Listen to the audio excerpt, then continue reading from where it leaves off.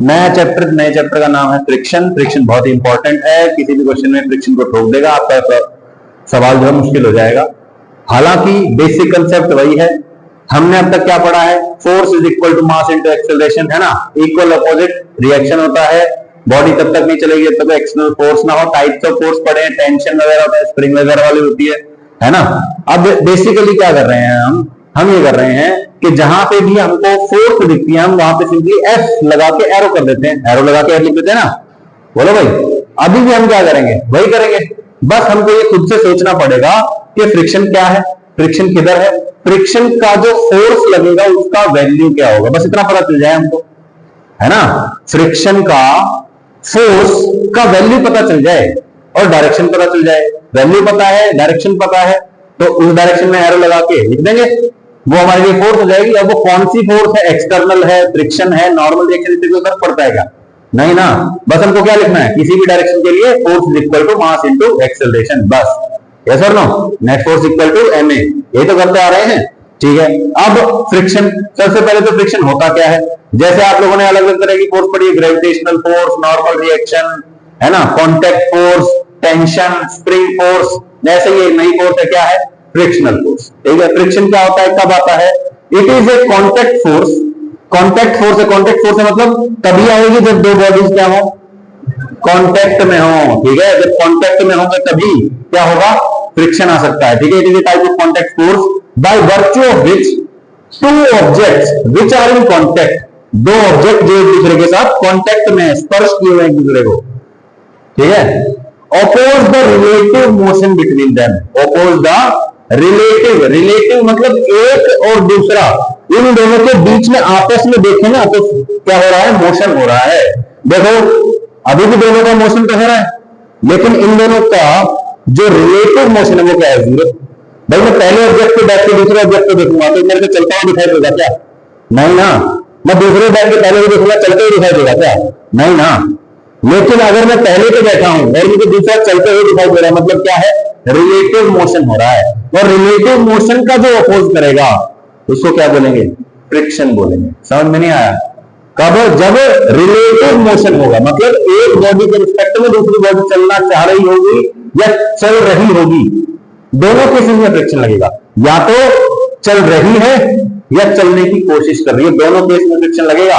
सही है। जैसे ये फ्लोर है, ये एक ऑब्जेक्ट है, मैं इस ऑब्जेक्ट को पकड़ के खींच रहा हूं, ठीक है।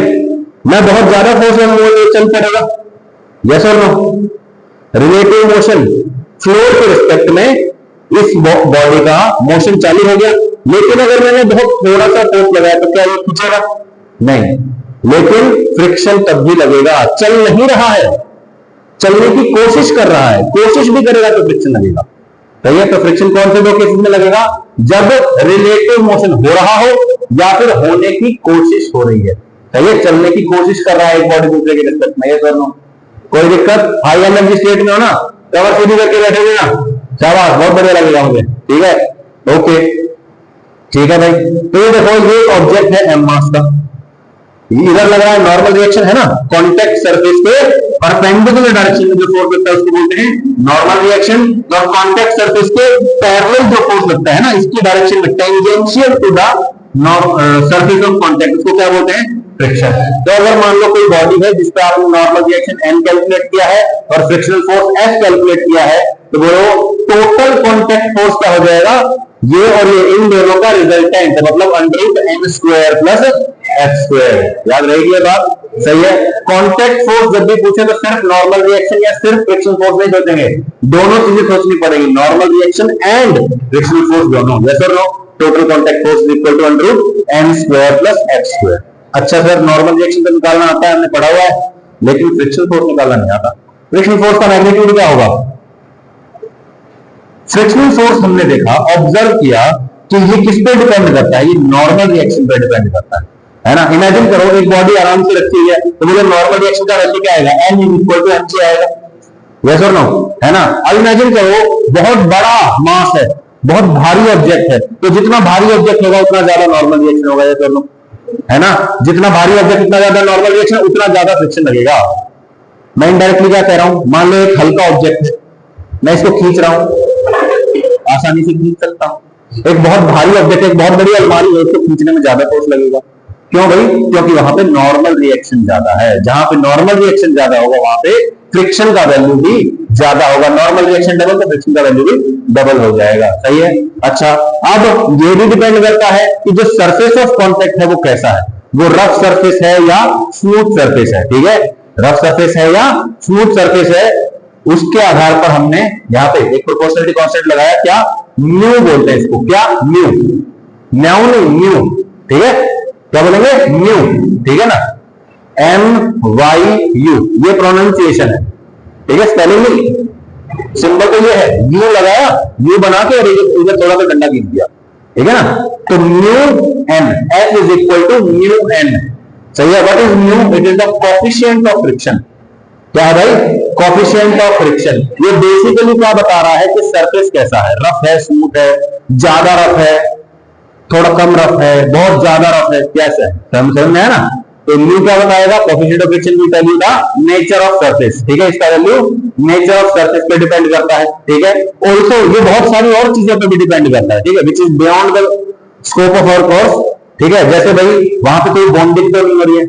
मान लो यहाँ पे ये जो ऑब्जेक्ट रखा हुआ है और यहाँ जो फ्लोर है, इनके बीच में कोई स्पेशल टाइप की अट्रैक्टिव फोर्स है, तो कोएफिशिएंट ऑफ फ्रिक्शन का वैल्यू ज्यादा आ जाएगा। समझ में है ना। मान लो एक बूंद मैंने कहीं भी गिरा दी वहां पे और फिर ऑब्जेक्ट रख दिया, तो उसको खींचने में ज्यादा फोर्स लगेगी ना। यानी कि स्पेशल टाइप ऑफ सरफेस, या फिर कहूं कि जो बॉन्डिंग हो रही है ना, special type of attractive force जो लग रही है, उसकी वजह से भी म्यू का वैल्यू चेंज हो सकता है। ठीक है ना, क्लियर है बात? ओके,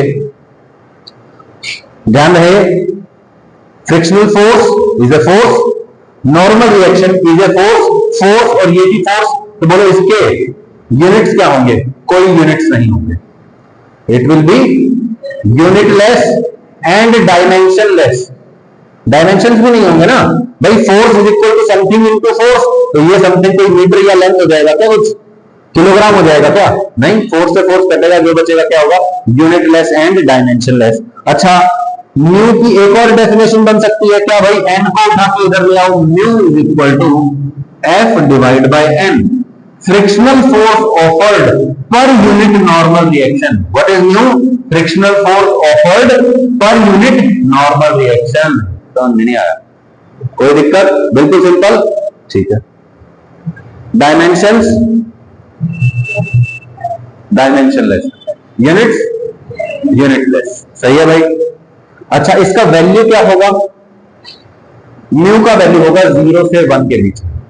हमेशा इसका वैल्यू क्या होगा? 0 से 1 के बीच में। Special type of attractive forces जब लगेगी, है ना, फेविक्विक लगा दी, है ना, एक सीमेंट और ईंट के बीच में कुछ बॉन्डिंग हो गई, ठीक है, कोई स्पेशल टाइप का कंक्रीट बना दिया आपने, तो उस केस में म्यू का वैल्यू 1 से ज्यादा भी हो सकता है। लेकिन हमारे कोर्स के लिए नॉर्मली जब रखा हुआ है तो म्यू का वैल्यू क्या होगा? 0 से 1 के बीच में होगा। सही है, कोई दिक्कत? ठीक है, यूनिटलेस एंड डायमेंशनलेस क्वांटिटी लिख भी दिया है। अच्छा, टेंजेंट फाई का वैल्यू क्या होगा? बोलो, ये देखो,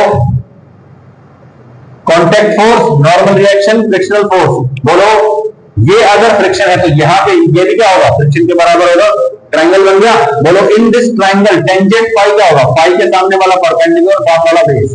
तो बोलो, frictional force by normal reaction, frictional force by normal reaction is what? Tangent phi. अरे अभी अभी हमने देखा था mu equal to F by N होता है, और यहाँ पे टेंजेंट फाई भी एफ बाय एन के बराबर है। सही है, तो व्हाट इज फाई? फाई का नाम हो गया कुछ। Phi is called angle of friction. Phi को क्या बोलेंगे भाई? Angle of friction. सही है, कोई दिक्कत? बिल्कुल सिंपल है।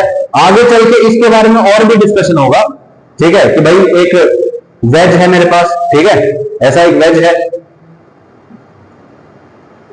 इसका जो ये वाला सरफेस है ना, इसका जो एंगल ऑफ इंक्लिनेशन है मैं उसको चेंज कर सकता हूं। ये जो एंगल है फाई या थीटा, मैं इसको चेंज कर सकता हूं। यहाँ पे एक ब्लॉक रखा हुआ है, यहाँ पे कोएफिशिएंट ऑफ फ्रिक्शन म्यू है। ये ब्लॉक ऑब्वियसली जब मैं इसको ऐसे उठाऊंगा तो स्लाइड होकर नीचे आना चाहेगा, फ्रिक्शनल फोर्स ऊपर लगेगा, है ना।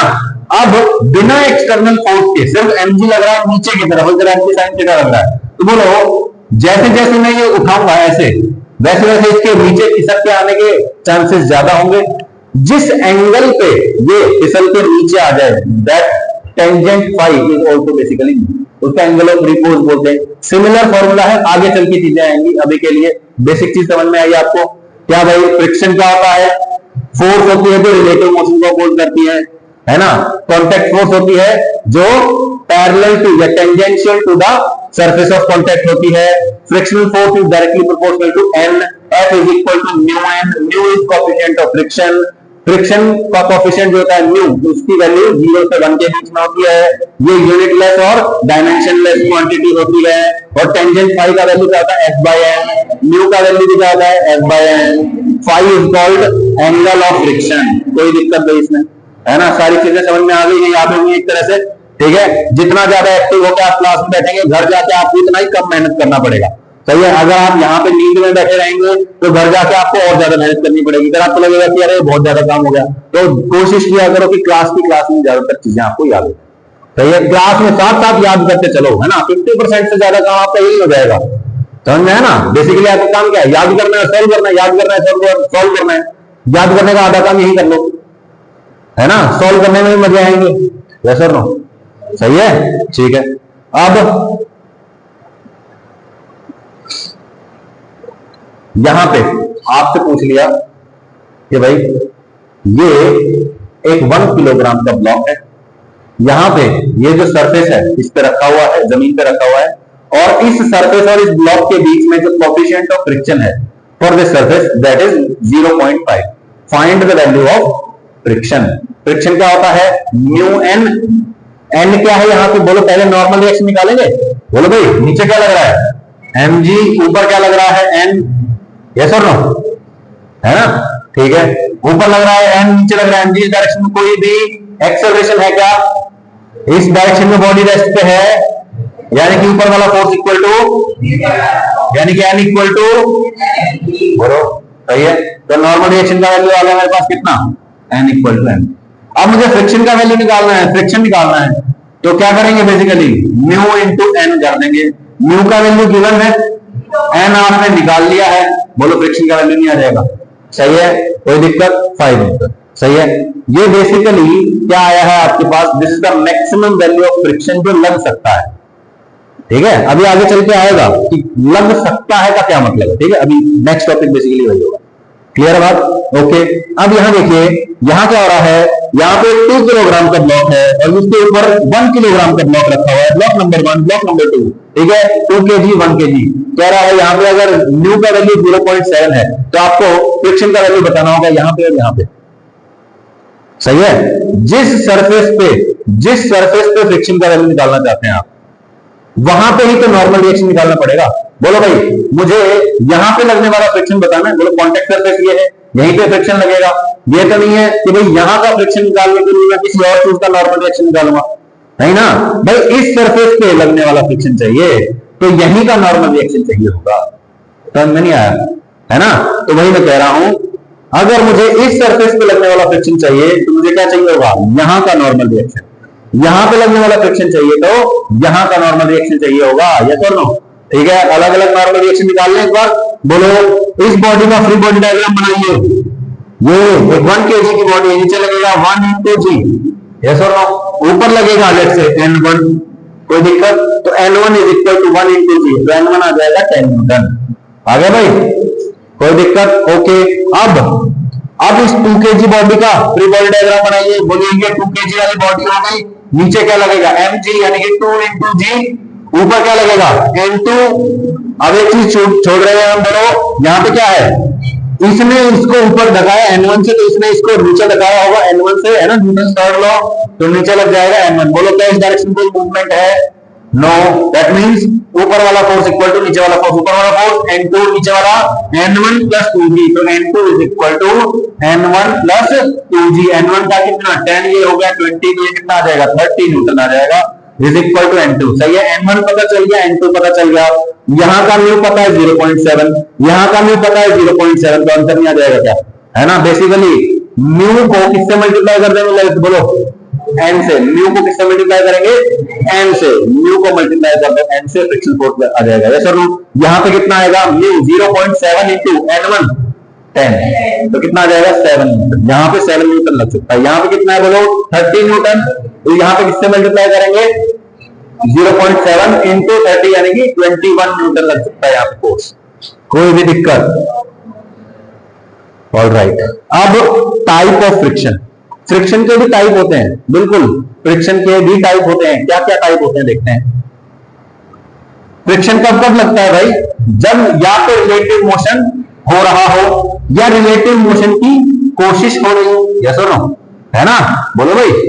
या तो फ्रिक्शन हो रहा है, मतलब सॉरी, या तो रिलेटिव मोशन हो रहा है, एक ऑब्जेक्ट के ऊपर दूसरा ऑब्जेक्ट रखा हुआ है, ठीक है भाई, एक ऑब्जेक्ट के ऊपर दूसरा ऑब्जेक्ट रखा हुआ है और मैं इसको खींच रहा हूं और ये मूव कर रहा है। बोलो यहाँ पे रिलेटिव मोशन है कि नहीं है?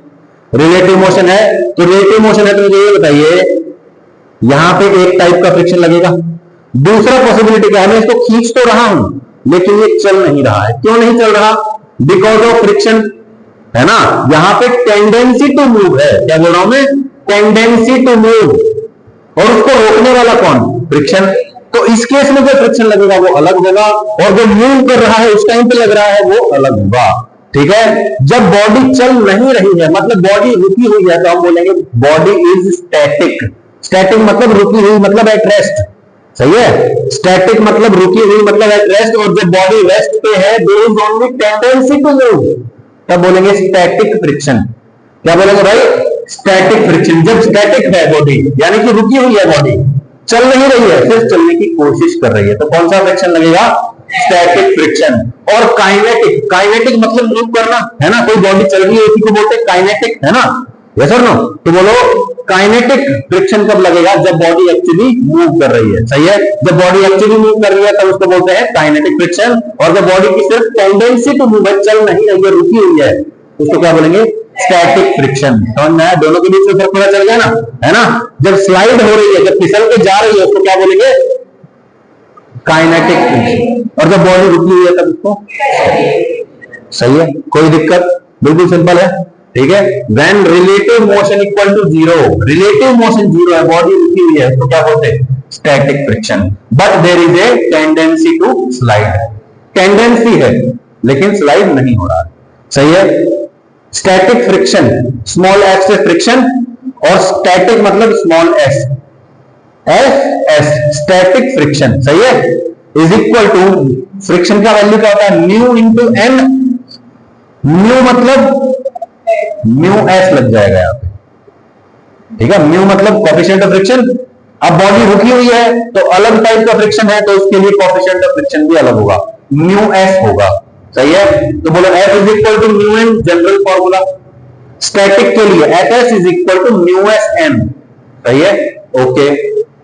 Fk kinetic friction is equal to mu K into N.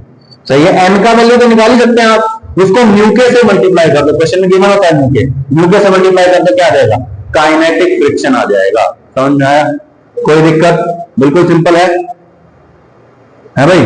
Kinetic और स्टैटिक में कोई दिक्कत परेशानी?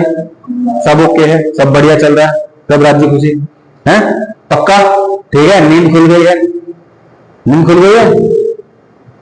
खुल गई है नींद? अब जाग ही रहे हो?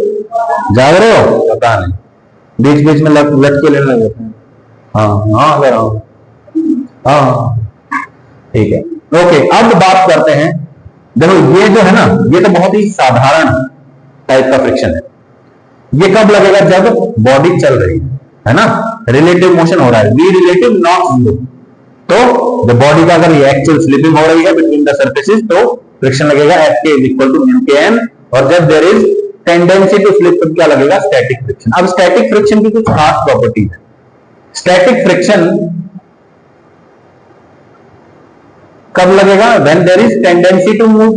अब टेंडेंसी टू मूव भी थोड़ा सा एक ग्रे एरिया बोल दो कि टेंडेंसी कोशिश कर रहा है। कितनी कोशिश कर रहा है? बहुत थोड़ी सी कोशिश कर रहा है, थोड़ी ज्यादा कोशिश कर रहा है, बहुत ज्यादा कोशिश कर रहा है, मैक्सिमम कोशिश कर रहा है ना? इमेजिन करिए आपके पास एक 10 किलोग्राम का ब्लॉक है। सही है? मैंने बोला कि यहां पे इसके ऊपर एक फोर्स लगाई जा रही है, लेट्स से 20 न्यूटन। ठीक है? कितनी फोर्स लगाई जा रही है भाई? 20 न्यूटन फोर्स लगाई जा रही है। 10 किलोग्राम का ब्लॉक है और इस सरफेस पे जो म्यू एस का वैल्यू है दैट इज 0.5। म्यू एस मतलब स्टैटिक फ्रिक्शन का कोएफिशिएंट। ठीक है, समझ में आया ना? जो मैं बोल रहा हूं साथ साथ चल रहे हो ना? ठीक है, ओके। मैं कह रहा हूं यहां पे म्यू एस का वैल्यू है 0.5। ओके, मुझे फ्रिक्शनल फोर्स निकालनी। भाई रफ सरफेस है ना, मैं इसको आगे खींचने की कोशिश कर रहा हूं। हो सकता है ये चल पड़े, हो सकता है ये ना चले, दोनों पॉसिबिलिटी है। मैं जानना चाहता हूं कि ये चलेगा या नहीं चलेगा। ठीक है भाई, तो मैं बताऊं एफ एस का वैल्यू निकालना चाहता हूं। फॉर्मूला क्या है? म्यू एस इंटू एन, यानी कि म्यू एस का वैल्यू 0.5 इन दिस केस, और एन का वैल्यू पता नहीं अभी तो पहले एन निकाल लो एक बार। बोलो, ऊपर लगेगा एन, नीचे लगेगा एम जी, यानी कि 10 जी। सही है भाई? Okay, N is equal to कितना आ गया? 100 न्यूटन। सही है, तो कितना आ गया ये बोलो? कितना आ गया? 50 न्यूटन है भाई? कोई दिक्कत? ठीक है, ओके। आगे कितना फोर्स लग रहा है? आप कह रहे हो सर ये आगे जाने की कोशिश करेगा तो फ्रिक्शन जो है इसको पीछे की तरफ फोर्स लगा के इसको रोक लेगा ना। कितना फोर्स लग रहा है? 50 न्यूटन लग रहा है हमारी कैलकुलेशन के हिसाब से। बोलता नहीं कर लग गया 50 न्यूटन। अब ये जो बात लिखी हुई है ये आपके कुछ दिमाग में घुस रही है? आप मानते हो कि ये जो लिखा हुआ है ये फिजिकली पॉसिबल है? आगे लग रहा है 20 न्यूटन और पीछे लग रहा है 50 न्यूटन और बॉडी रेस्ट पे, ऐसा पॉसिबल है क्या? पॉसिबल तो नहीं है। मतलब हम क्या क्या गलती कर रहे हैं, क्या मिस्टेक कर रहे हैं? मिस्टेक ये कर रहे हैं कि ये 50 न्यूटन नहीं लगेगा। भाई जब मैंने ब्लॉक को 20 न्यूटन फोर्स लगा के खींचा है ना, और फ्रिक्शन जो है ये 50 न्यूटन लग रहा है, तो या तो ये इधर चल पड़ेगा या फिर ये नहीं चलेगा। रियल लाइफ में क्या होता है? चलता तो नहीं है। इमेजिन करो ये 10 किलो की चेयर है, मैं इसको खींच रहा हूं, मैंने इस पे 1 न्यूटन फोर्स लगाया। जैसे मैं 1 न्यूटन फोर्स लगाऊंगा क्या उस तरफ 50 न्यूटन फोर्स लगेगा? नहीं। इधर कितना फोर्स लग रहा है? 1 न्यूटन। तो फ्रिक्शन भी कितना लगेगा? 1 न्यूटन। ओनली 1 न्यूटन लगेगा। 1 न्यूटन क्यों लगेगा? क्योंकि फ्रिक्शन का काम क्या है? रिलेटिव मोशन को अपोज करना या ऑब्जेक्ट को ऑपोजिट डायरेक्शन में चला देना, अपोज करना। तो अगर मैं यहां पे 1 न्यूटन फोर्स इधर लगा रहा हूं तो फ्रिक्शन भी क्या करेगा? 1 न्यूटन फोर्स ही लगाएगा उधर। मैं इधर 10 न्यूटन लगा रहा हूं तो फ्रिक्शन भी क्या करेगा? 10 न्यूटन। 20 लगा रहा हूं तो फ्रिक्शन भी 20 लगेगा। 50 लगा रहा हूं तो वो भी 50 लगेगा। अगर मैं 100 न्यूटन लगा रहा हूं तो फ्रिक्शन 50 ही लग सकता है, फिर ऑब्जेक्ट आगे सरक पड़ेगा। सही है ना? तो ये जो म्यू एस इंटू एन हम बोलते हैं, this is the maximum value of friction जो लग सकता है। सही है? क्या है भाई? This is the maximum value of friction जिससे ऑब्जेक्ट रिलेटिव मोशन को अपोज कर सकता है। सही है? अगर मैं यहां पे 20 न्यूटन लगाता हूं तो यहां पे मैक्सिमम कितना फोर्स अवेलेबल है? 50 न्यूटन। अगर मैं 49 न्यूटन लगाऊंगा तो क्या ये ऑब्जेक्ट चलेगा? नहीं। जब मैं 49 न्यूटन आगे की तरफ लगा रहा हूं तो पीछे भी कितना लगेगा? 49 न्यूटन। अगर मैंने 60 न्यूटन से खींचना शुरू कर दिया तब फ्रिक्शन मैक्सिमम कितना लग सकता है? 50 न्यूटन। तो अब बताओ, आगे की तरफ 60 न्यूटन, पीछे की तरफ क्या लग रहा है? 50 न्यूटन। जो भी फ्रिक्शन का वैल्यू आएगा, नेट फोर्स कितना आ गया? 60 minus 50, 10 newton is equal to mass into acceleration. ऐसे करके आया। समझ में आया? तो ये जो स्टैटिक फ्रिक्शन है, it does not have a fixed value, its value is changing and it depends on the external force.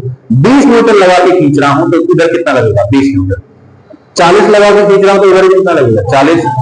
और अगर मैं 60 लगाऊंगा तो यहां पे ज्यादा से ज्यादा 50 लग सकता है। मतलब ऑब्जेक्ट चल पड़ेगा, और ऑब्जेक्ट चल पड़ेगा तो फ्रिक्शन कौन सा लगेगा? स्टैटिक लगेगा या काइनेटिक लगने लगेगा? अब काइनेटिक फ्रिक्शन लगने लगेगा। सोच के देखो, ऑब्जेक्ट को खींच रहे हैं, है ना? 50 न्यूटन तक तो भैया ऑब्जेक्ट रुका रहेगा। 50 न्यूटन से ज्यादा लगाए तो ये ऑब्जेक्ट चल पड़ेगा, और अगर ऑब्जेक्ट चल पड़ा तो स्टैटिक फ्रिक्शन का काम खत्म। कौन लगेगा? काइनेटिक। और काइनेटिक फ्रिक्शन की वैल्यू कितनी होगी? म्यू के इंटू एन होगी। समझ में नहीं आया? बोलो भाई, कोई दिक्कत? चले आगे। तो यहां पे जो हम स्टैटिक फ्रिक्शन की वैल्यू है ये क्या है, मैक्सिमम वैल्यू ऑफ फ्रिक्शन जो अवेलेबल है सरफेस पे वो। कोई दिक्कत? पिछले वाले क्वेश्चन के लिए ही क्या होगा, ये देखो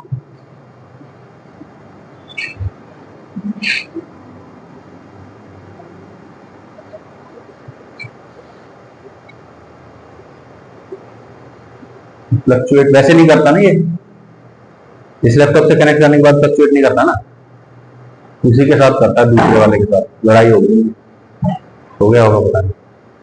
ठीक है, ओके। तो अब देखो एक्सटर्नल फोर्स अगर 10 न्यूटन है तो स्टैटिक फ्रिक्शन कितना लग रहा है ना, रोक के रखना चाहता है बस वो। 20 न्यूटन लग रहा है तो 20 न्यूटन, 49 न्यूटन है तो स्टैटिक फ्रिक्शन कितना है, 49 न्यूटन। इन तीनों केसेस में काइनेटिक फ्रिक्शन कितना है, 0। काइनेटिक फ्रिक्शन कब लगेगा वंशिका, काइनेटिक फ्रिक्शन कब लगता है, कब लगता है, काइनेटिक फ्रिक्शन कब लगता है, स्टैटिक फ्रिक्शन कब लगता है?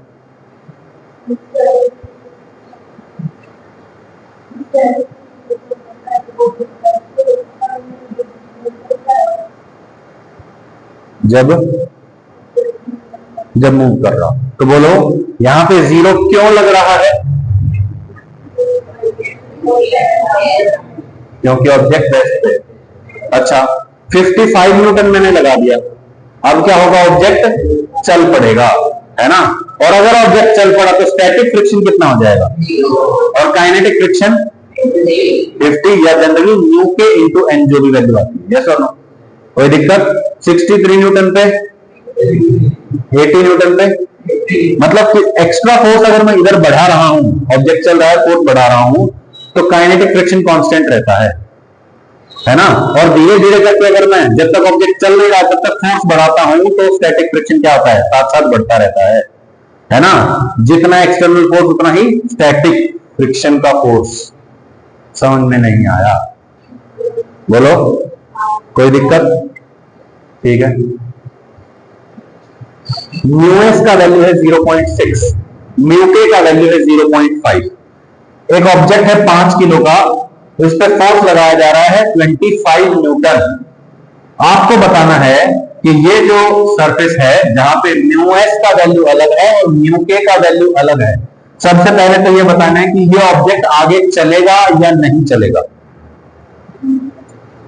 बोलो भाई, मैंने क्या बोला, स्टैटिक फ्रिक्शन एफएस जो होता है, जो कि होता है म्यूएस इंटू एन, ये क्या है, स्टैटिक फ्रिक्शन की मैक्सिमम वैल्यू है। तो इसको बोल देते हैं एफएस मैक्सिमम। बोल दूं क्या इसको थोड़ी देर के लिए, है भाई? ठीक है, FS max is equal to mu S into N. Mu S कितना है बताना, 0.6। एन कितना है, बोलो भाई, N is equal to M G. तो बोलो ये आ जाएगा 50, कितना आया, 30 न्यूटन। सही है, मतलब स्टैटिक फ्रिक्शन जो है वो 30 न्यूटन तक लग सकता है। ऑब्जेक्ट को चलाने के लिए कितनी फोर्स चाहिए, एटलीस्ट 30 न्यूटन चाहिए। कितनी लग रही है, 25 न्यूटन लग रही है। तो क्या ये ऑब्जेक्ट चलेगा, नहीं चलेगा। सही है, तो एक्सटर्नल फोर्स 25 है, तो स्टैटिक फ्रिक्शन भी कितना लगेगा, 25 ही लगेगा। सही है, क्योंकि स्टैटिक फ्रिक्शन किसके बराबर होता है, एक्सटर्नल फोर्स के बराबर होता है। कोई दिक्कत? सही है, क्लियर है ना बात? अच्छा, इसी केस में अगर 45 न्यूटन लगा दिया जाए तो फ्रिक्शनल फोर्स कितना लगेगा, और अगर ये ऑब्जेक्ट चलता है तो उसका एक्सेलरेशन कितना होगा, ये आपको बताना है। सोच के देखिए, फोर्स कितना लग रहा है, 45 न्यूटन। हमने निकाला स्टैटिक फ्रिक्शन मैक्सिमम कितना लग रहा है भाई, म्यूएस इंटू एन, यानी कि 30 न्यूटन लग रहा है। 30 न्यूटन तक तो ये ऑब्जेक्ट चलेगा नहीं, 30 न्यूटन से ज्यादा लगेगा तो ये ऑब्जेक्ट चल पड़ेगा। यस और नो?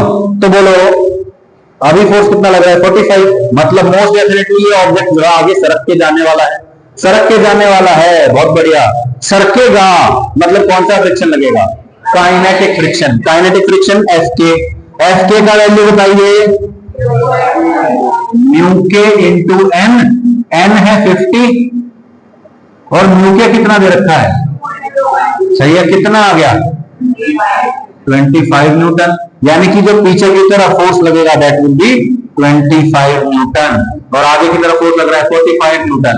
अब क्या करो, इसका फ्री बॉडी डायग्राम के हिसाब से आगे का फोर्स माइनस पीछे का force 45 minus 25 is equal to mass into acceleration. कोई समस्या परेशानी दिक्कत? बोलो भाई, फोर्स पता चल गया, 45 minus 25 is equal to M A का वैल्यू कितना आ जाएगा 4 मीटर पर सेकेंड स्क्वायर, है ना। अब हम ग्राफ बना के देख लेते हैं। What time is it? 9:43। Oh time आपको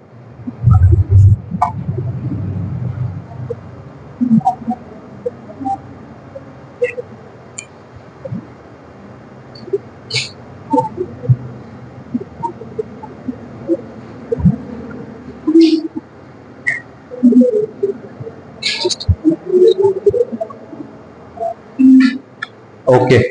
अब देखो भाई, यहां है ग्राफ किस चीज के बीच में? Frictional force versus external force. सही है, फ्रिक्शन और एक्सटर्नल फोर्स के बीच का ग्राफ है ये, ठीक है। तो देखिए भाई, मैंने क्या किया था अभी ऊपर वाले केस में, एक ब्लॉक था, फोर्स लगाना चालू किया, मैं फोर्स लगाता जा रहा हूं, ऑब्जेक्ट नहीं चल रहा। फिर क्या होता है, एक पॉइंट के बाद एकदम से ऑब्जेक्ट आगे चलने लग जाता है। सही है, तो जैसे जैसे मैं एक्सटर्नल फोर्स बढ़ा रहा हूं वैसे वैसे फ्रिक्शनल फोर्स भी बढ़ रहा है ना। कहां तक बढ़ रहा है? फ्रिक्शनल फोर्स की मैक्सिमम वैल्यू तक, एफएस मैक्स तक। यस और नो? और एफएस मैक्स कितना होता है? म्यूएस इंटू एन के बराबर होता है। यस और नो? फ्रिक्शनल फोर्स का मैक्सिमम वैल्यू क्या होता है? Mu S into N. सही है। जैसे ही इससे ज्यादा मैं फोर्स लगाता हूं क्या होता है? फ्रिक्शन का वैल्यू घट जाता है कुछ, है ना। और कितना लगने लग जाता है? काइनेटिक फ्रिक्शन लगने लग जाता है, एफ के लगता है, दैट इज यू के इंटू एन। अब मैं भले ही एक्सटर्नल फोर्स को बढ़ाता रहूं, फ्रिक्शनल फोर्स क्या हो जाती है? कांस्टेंट हो जाती है। सही है भाई, कोई दिक्कत? सिंपल है। अच्छा बोलो, यहां से लेके यहां तक कौन सा फ्रिक्शन लग रहा है? Static friction. और यहां से आगे की तरफ कौन सा लग रहा है? Kinetic friction. कोई दिक्कत? ओके। अब आपको ये देखने को मिल रहा है कि भाई जो आपका स्टैटिक फ्रिक्शन का मैक्सिमम वैल्यू है वो काइनेटिक फ्रिक्शन से ज्यादा है ना। स्टैटिक फ्रिक्शन का मैक्सिमम वैल्यू काइनेटिक से ज्यादा है। मतलब फ्रिक्शन का वैल्यू ज्यादा कब लगेगा? जब ऑब्जेक्ट स्लिप कर रहा है या स्लिप नहीं कर रहा है? स्लिप नहीं कर रहा है तब फ्रिक्शन ज्यादा है। सही है। अब इमेजिन करो, आपको एक गाड़ी है जो बहुत हाई स्पीड पे लेके जानी है, एकदम से वेरी हाई एक्सेलरेशन चाहिए, है ना। आपको ये तो पता है कि भाई ऑब्जेक्ट जब आगे चल रहा है तो फ्रिक्शन होगा तभी आगे चलेगा। गाड़ी है, स्मूथ सरफेस पे खड़ी है, आप क्या करते हो? एक्सेलरेट करने की कोशिश करते हो तो पहिए वहीं घूमते रह जाएंगे, आगे जा ही नहीं पाएगी। रफ सरफेस है तो क्या होगा? गाड़ी आगे मूव कर सकती है। यानी कि friction is responsible for pushing the car in the forward direction. Friction नहीं होगा तो गाड़ी आगे नहीं जाएगी, फ्रिक्शन होगा तो आगे जाएगी। अब जल्दी से आगे पहुंचाना है, मतलब फ्रिक्शन कौन सा चाहिए? मैक्सिमम फ्रिक्शन चाहिए। भाई फ्रिक्शन की वैल्यू ज्यादा होगी तभी तो आगे जाएगा ना ज्यादा जल्दी। तो उस केस में कौन सा फ्रिक्शन चाहिए हमको? स्टैटिक फ्रिक्शन या काइनेटिक फ्रिक्शन? स्टैटिक फ्रिक्शन का वैल्यू ज्यादा है, इसलिए एक्सेलरेशन अंडर स्टैटिक फ्रिक्शन भी ज्यादा होगा। इमेजिन करो, आपने बहुत ज्यादा रेस देके, बाइक चलानी आती होगी तभी बहुत आइडिया होगा, बहुत ज्यादा रेस देके और ऐसे क्लच रिलीज कर दिया बाइक के लिए या गाड़ी के लिए, एक्सेलरेटर दबा के रखा और एकदम से क्लच को रिलीज कर दिया, क्या होगा? पिछले वाले पहिए घूमने लग जाएंगे, वहीं पे पहिए घूम रहे हैं लेकिन आप उतनी तेजी से आगे नहीं जा रहे। क्यों? क्योंकि जब वो पहिए घूम रहे हैं तो वो स्लिप कर रहे हैं, और वो स्लिप कर रहे हैं तो काइनेटिक फ्रिक्शन लग रहा है, काइनेटिक फ्रिक्शन की वैल्यू कम होती है, इसलिए आप उतनी तेजी से आगे नहीं जाएंगे। मॉडर्न गाड़ियों में क्या हो गया है, जो हाई एंड गाड़ियां होती हैं उसमें क्या आता है? एक लॉन्च कंट्रोल नाम का फीचर होता है। लॉन्च कंट्रोल क्या करता है? लॉन्च कंट्रोल बेसिकली आपकी गाड़ी के पहिए को स्लिप नहीं होने देता। सही है। जैसे ही आप क्या करते हो, लॉन्च कंट्रोल एक्टिवेट करते हो, क्या होता है? आप एक्सेलरेट करते हो जब, तो जैसे ही इंजन बहुत ज्यादा पावर लगाने वाला था, इतना ज्यादा पावर लगाने वाला था कि पहिया स्लिप हो जाता, ऐसा होने से जस्ट पहले इंजन में फ्यूल का सप्लाई रिड्यूस कर दिया जाएगा। उससे क्या होगा, इंजन कम पावर जनरेट करेगा, व्हील्स तक कम पावर पहुंचेगी और उनके स्लिप होने के चांसेस और कम हो जाएंगे, है ना। इट इज कंट्रोल्ड इन सच ए वे कि भैया आपके पहिए स्लिप होते ही नहीं है। एबीएस, एबीएस सुना है आप लोगों ने, है ना, कि गाड़ी में एबीएस है, फलानी मोटरसाइकिल में एबीएस है। क्या होता है वो? Anti lock braking system. मान लो आप कहीं जा रहे हो, सामने एकदम से भैंस आ गई, गाय आ गई, क्या करते हैं हम? एकदम से ब्रेक दबाते हैं और पहिया वहीं रुक जाता है ना। पहिया स्लिप होगा, पहिया अगर स्लिप होगा तो क्या होगा, आपकी बाइक इनबैलेंस होके, है ना, बैलेंस खराब हो जाएगा और आप गिर जाएंगे। यस और नो? क्या हो गया ऐसा? इसलिए टेक्नोलॉजी क्या है कि भाई एंटी लॉक ब्रेकिंग सिस्टम बनाओ। जैसे ही आप ब्रेक दबाएंगे, अगर पहिया रुकने वाला होगा, एकदम से जाम होने वाला होगा, तो क्या होगा, ब्रेक अपने आप थोड़े से ढीले हो जाएंगे ताकि पहिया घूमता रहे और आप अपनी मोटरसाइकिल को या गाड़ी को कंट्रोल में रख सकें। ठीक है ना। अच्छा, गाड़ी को रोकना है, रोकने के लिए क्या चाहिए? ज्यादा फ्रिक्शन चाहिए कि कम फ्रिक्शन चाहिए? ज्यादा फ्रिक्शन चाहिए। और ज्यादा फ्रिक्शन कब मिलेगा, स्टैटिक में कि काइनेटिक में? स्टैटिक में, है ना। आप देखना, कभी अगर आप कभी साइकिल चला रहे हो और आपने एकदम से बहुत ज्यादा तेजी से ब्रेक लगा दिया, पिछला ब्रेक लगा दिया एकदम से, तो बाइक फिसलते हुए या साइकिल फिसलते हुए काफी दूर जाके रुकेगी। और अगर आप धीरे धीरे करके ब्रेक लगाते हो, धीरे धीरे दबाते हो ब्रेक को, तो क्या होता है, बाइक या स्कूटी या मोटरसाइकिल, गाड़ी जल्दी रुकती है। ठीक है ना। ऐसा क्यों होता है? क्योंकि जब आप धीरे धीरे दबाते हो तो यह एकदम से रुकता नहीं है, काइनेटिक फ्रिक्शन नहीं लगेगा, स्टैटिक फ्रिक्शन लगेगा और आपकी गाड़ी जल्दी रुकेगी। सही है। इसीलिए एंटी लॉक ब्रेकिंग सिस्टम है कि वो जल्दी भी रुके और कंट्रोल में भी रहे, दोनों चीजें। समझ में नहीं आई बात में क्या बोल, कुछ पल्ले पड़ रहा है? हाँ ठीक है, ओके। अच्छा, एक बढ़िया प्रो टिप दे देता हूं आपको ड्राइविंग के लिए, क्योंकि ऑब्वियसली आप सभी आगे चल के ड्राइविंग करेंगे। जब भी आपके सामने कुछ आ जाए एकदम से, तो हम क्या करते हैं, एकदम से ब्रेक दबाते हैं और पहिया वहीं रुक जाता है। अगर गाड़ी में एबीएस नहीं है या मान लो एबीएस फेल हो गया है, तो क्या होगा, पहिया एकदम से रुक जाएगा, है ना। गाड़ी या मोटरसाइकिल फिसलते हुए जाएगी। उसको रोकने के लिए आप क्या कर सकते हो, ब्रेक को दबाओ, धीरे धीरे दबाना शुरू करो, दबाते जाओ दबाते जाओ दबाते जाओ। ठीक है। एक पॉइंट पे जैसे ही लगे कि भाई पहिया फिसलने लग गया है, थोड़ा सा ढीला कर दो ब्रेक को, आपकी बाइक जल्दी रुकेगी, इवन एबीएस से भी जल्दी रुकेगी। समझ में आया ना क्या बोल रहा हूं? अगर आप जैसे गाड़ी में ब्रेक पैडल दबा रहे हो, रोकना है आपको, गाड़ी जल्दी रोकनी है, तो आप एकदम से दबाओगे तो पहिया जाम हो जाएगा। लेकिन अगर आप धीरे धीरे दबाओगे तो क्या होगा, जैसे ही लगने लगे कि पहिया स्लिप हो रहा है, थोड़ा सा पैर ऊपर उठा लो, थोड़ा सा ब्रेक छोड़ दो, है ना, वापस कंट्रोल में आ जाएगा व्हीकल। समझ में आया? जिनमें एबीएस होता है गाड़ियों में, उनके लिए ब्रेक लगाना अलग सिस्टम होता है। ठीक है। आप ब्रेक दबाओ, थोड़ा सा ब्रेक छोड़ के फिर से दबाओ, जब आप दूसरी बार ब्रेक दबाएंगे थोड़ा सा रिलीज करके, तब वो गाड़ी एकदम से रुक जाएगी। फिर एक बार छोड़ के फिर से दबाओगे तो बिल्कुल इमरजेंसी की तरह रुकेगी। ठीक है ना। क्यों? क्योंकि जो ब्रेक्स होते हैं उसके लिए एक मास्टर सिलेंडर होता है गाड़ी के अंदर, ठीक है, जो प्रेशर को बूस्ट करता है, जिससे ब्रेकिंग फोर्स इंक्रीज होती है। अगर आप पहली बार में ब्रेक दबाते चले जाओगे तो उतना जोर से ब्रेक नहीं लगेंगे, लेकिन अगर आपने ब्रेक को रिलीज कर दिया और फिर दबाया तो गाड़ी ज्यादा शार्प ब्रेकिंग करेगी।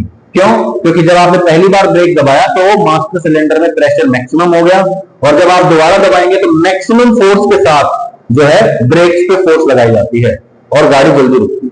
ठीक है ना। तो जिन गाड़ियों में एबीएस होता है उनके लिए अलग होता है काम, जिनमें एबीएस नहीं होता है उनके लिए अलग ब्रेकिंग। ठीक है ना। ये सब चीजें कौन सिखाता है हमें? टाइम सिखाता है। ठीक है।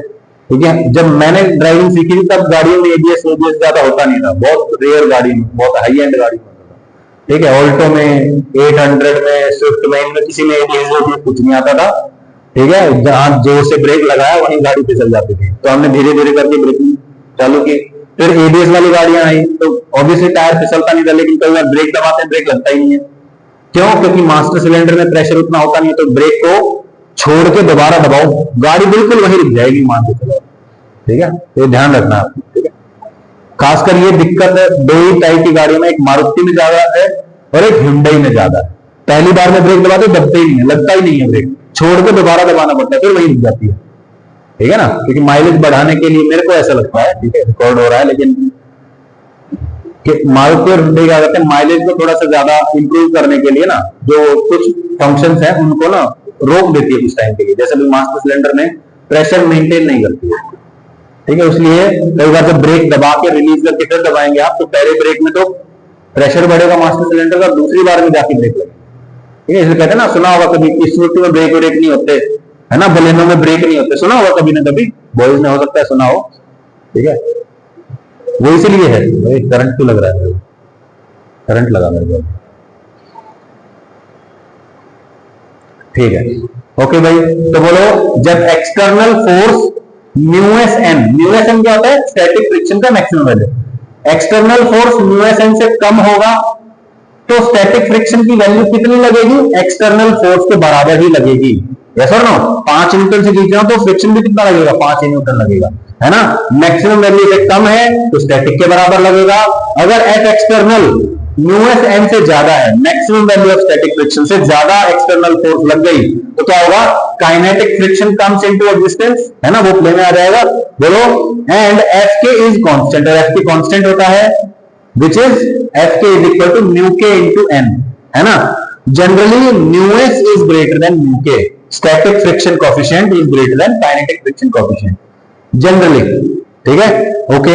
static friction is self adjusting in nature, क्यों भाई, क्योंकि जैसे जैसे एक्सटर्नल फोर्स बढ़ रही है, बोलो फ्रिक्शन की वैल्यू भी बढ़ रही है। कौन से फ्रिक्शन की, स्टैटिक की, और काइनेटिक फ्रिक्शन का value constant which is mu K into N.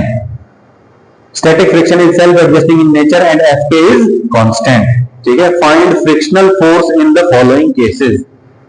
ठीक है, ये देखो भाई बेसिक सा क्वेश्चन है, 7 न्यूटन एक्सटर्नल फोर्स है, 2 किलोग्राम का ब्लॉक है, म्यू एस है 0.3 और म्यू के है 0.1। तो बताओ तरीका क्या होगा। सबसे पहले तो ये निकाल लो कि स्टैटिक फ्रिक्शन मैक्सिमम कितना लग सकता है, कितना लग सकता है, mu S into N, N का वैल्यू बताना 20, एन 20 है, म्यू एस यानी कि 0.3 इंटू 20 कितना आ गया, 6 Newton. Static friction maximum 6 Newton लग सकता है, एक्सटर्नल फोर्स 7 न्यूटन लगेगा। तो बोलो ऑब्जेक्ट चलेगा कि नहीं चलेगा, चलेगा। चलेगा तो बोलो कौन सा फ्रिक्शन लगेगा, काइनेटिक। काइनेटिक फ्रिक्शन का value mu K into N, mu के कितना है 0.1, सही है, म्यू के पता चल गया, एन पता है 20, तो 0.1 इंटू 20 2 न्यूटन। तो काइनेटिक फ्रिक्शन कितना लग रहा है पीछे, 2 न्यूटन पीछे लगने लग गया, आगे 7 न्यूटन पीछे 2 Newton, 5 Newton net force. 5 is equal to mass into acceleration, A is equal to 5/2, 2.5 metre पर सेकंड। तो काइनेटिक फ्रिक्शन का वैल्यू पता चल गया था आपको, कितना 2 न्यूटन काइनेटिक लगता है, 2 न्यूटन फोर्स है, एक्सेलरेशन इज 2.5। कोई दिक्कत, सही है भाई, सही है, सेम टू सेम क्वेश्चन है ये। 4 किलोग्राम का ब्लॉक है, म्यू एस 0.4, म्यू के 0.3। आपको बताना है कि 17 न्यूटन से इसको खींच सकते हैं या नहीं खींच सकते। ठीक है भाई, कर लेंगे, फिर एक्सेलरेशन निकाल लेंगे अगर चल रहा होगा तो। Okay, find time when the block starts moving, वो समय बताइए जब ब्लॉक चलने लग जाएगा। फोर्स कैसी है, एक्सटर्नल फोर्स वेरिएबल, और ये है 2t के बराबर, है ना। t इक्वल टू 0 पे फोर्स 0, t इक्वल टू 1 पे फोर्स 2, t इक्वल टू 2 पे 4, t इक्वल टू 3 पे 6, 4 पे 8 ऐसे चलता रहेगा। यानी कि जैसे जैसे टाइम बढ़ रहा है एक्सटर्नल फोर्स बढ़ रही है। आपसे पूछ रहा है कि कितने टाइम पे ये ऑब्जेक्ट आगे चलने लगेगा। म्यू एस है 0.8, म्यू के है 0.6। देखिए भाई, अपने को क्या चाहिए, स्टैटिक फ्रिक्शन का maximum value which is mu S into N. N तो दिख रहा है आपको 50, सही है, ओके। 0 ये कितना है 0.8 इंटू 50 कितना आया, 40 न्यूटन आ गया। यानी कि ये फोर्स 40 न्यूटन से बड़ी होगी तब ये चलने लगेगा, सही है। बोलो भाई।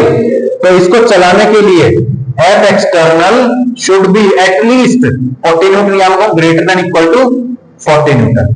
अपने को चाहिए जस्ट चलने लग जाए, जस्ट चलने लगेगा कब, जब एक्सटर्नल फोर्स जस्ट 40 न्यूटन हो जाएगी। सही है, तो F external is equal to 40 newton. Force external कितनी है, 2t is equal to 40, t is equal to 20।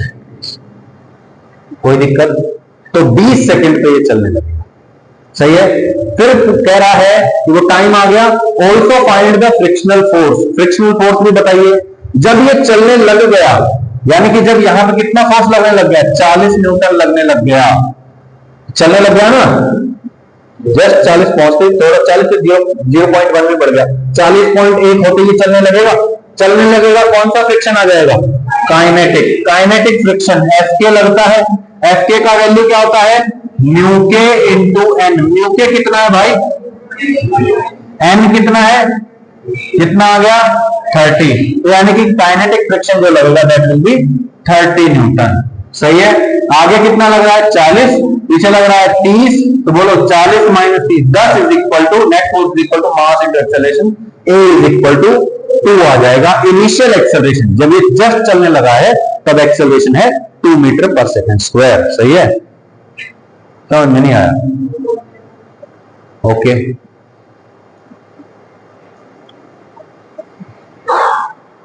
ठीक है भाई, ध्यान से देखो, एक ऑब्जेक्ट है, इसकी वेलोसिटी है 2i कैप, ठीक है, ऑब्जेक्ट की वेलोसिटी किधर है 2i कैप, तो बोलो डायरेक्शन ऑफ फ्रिक्शन क्या होगा, जिस डायरेक्शन में वेलोसिटी ऑफ ऑब्जेक्ट है उससे ऑपोजिट डायरेक्शन में लगेगा, यानी कि डायरेक्शन ऑफ फ्रिक्शन क्या आ जाएगा, -i।